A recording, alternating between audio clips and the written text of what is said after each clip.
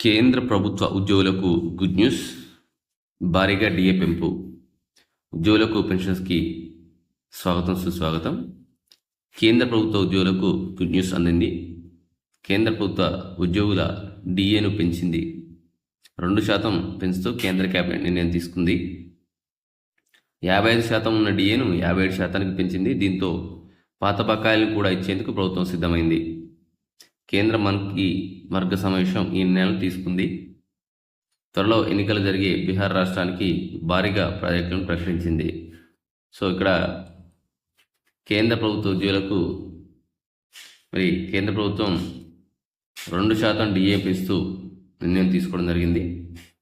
ప్రస్తుతం వారికి 55% డిఏ కొనసాగుతూ ఉంది. సో ఈ పెంచినటువంటి డిఏతో అది డిఏ 57%కి పెరిగింది. దీనికి సంబంధించిన బకాయిలు కూడా విడుదల చేస్తామని చెప్పేసి ప్రభుత్వం సిద్ధమవ్వడం ఇది మంచి శుభ పరిణామం.